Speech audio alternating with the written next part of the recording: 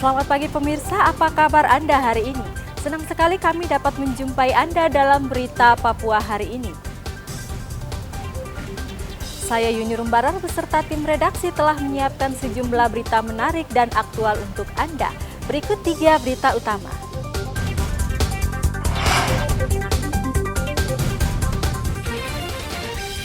Pasca perang antar suku, sekelompok massa yang bertikai di Nabire membakar 7 rumah.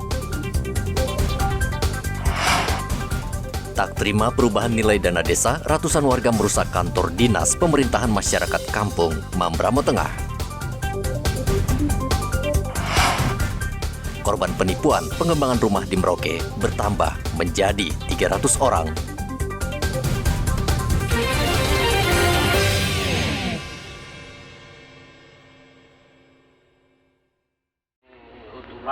Kasihan.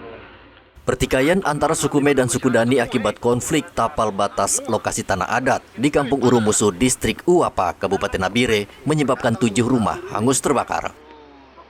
Sekelompok orang dari Kabupaten Dogiai, Deyai, dan Paniai mengamuk lalu membakar 7 rumah yang terletak di kilometer 81, Distrik Siriwo. Selain itu, massa juga menyerang suku Me hingga menyebabkan 2 orang tewas. Untuk mencegah pertikaian meluas, ratusan personel gabungan TNI Polri disiagakan di jalan lintas Nabire, Dogiai. 2 orang korban meninggal dunia. Terkait dengan korban luka, ini sementara masih dalam pendataan Polres. Demikian juga dengan kejadian tadi malam, itu diinfokan adanya pembakaran di kilometer 81 ya. Itu sementara juga masih dalam pendalaman atau investigasi dari pihak Polres Nabire dan Polres Dogiai. Sebelumnya, Kepolisian Resor Nabire menangani pertikaian antara kedua suku tersebut. Polisi menghimbau masyarakat setempat menahan diri, tidak bertindak anarkistis, dan berharap pertikaian diselesaikan secara damai. Dari Nabire, Hendra melaporkan.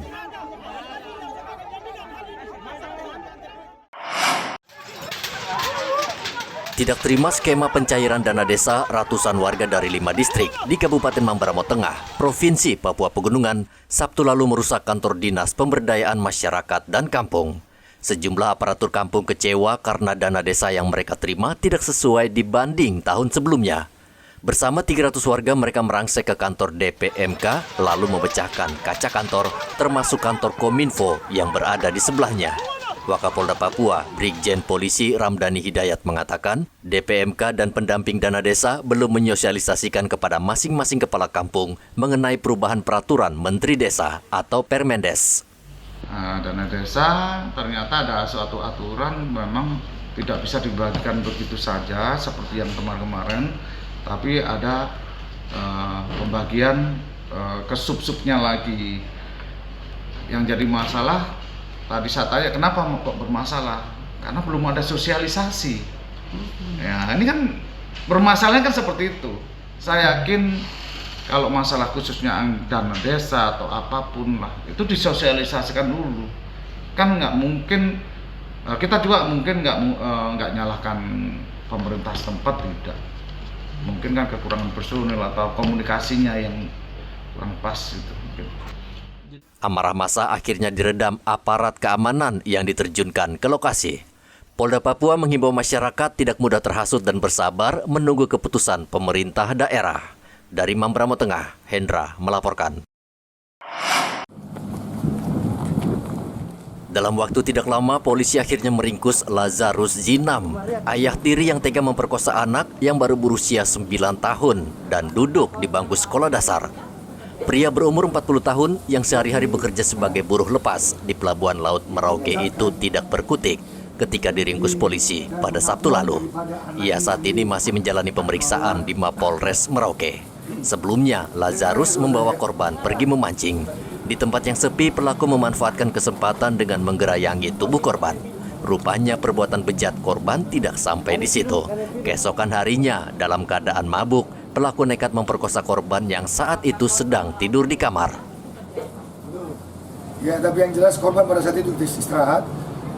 dia pulang ke rumah kondisi dengan mabuk dan melihat anak ini ya BAG, inisialnya BAG, sedang tertidur dengan paksaan serta ada sedikit kekerasan yang dilakukan ya.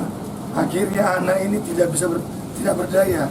Nah, disitulah terjadi ya asusila. Lazarus saat ini masih mendekam di penjara Mapolres Merauke. Polisi masih memeriksa sejumlah saksi dan sejumlah barang bukti. Ia diancam hukuman penjara 15 tahun. Muhammad Ridwan melaporkan dari Merauke, Papua Selatan.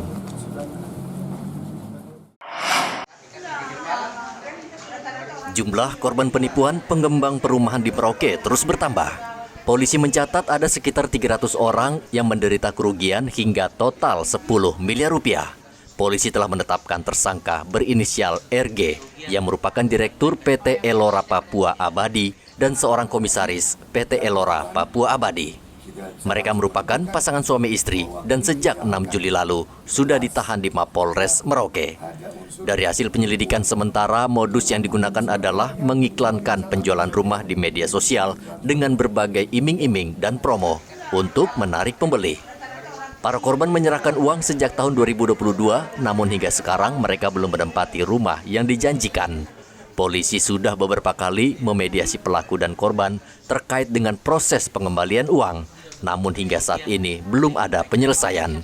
Yang mana korbannya kurang lebih 300 orang, serta kerugian material kurang lebih 10 miliar. Ya, himbauan saya kepada masyarakat, memang saat ini kita sudah menjadi Papua Selatan. Pastinya masyarakat akan datang banyak ke wilayah Papua Selatan ini. Ya, karena tanah kita subur. Ya, alamnya sangat mendukung untuk bisa mencari nafkah di wilayah Merauke. Dan harapan saya, masyarakat jangan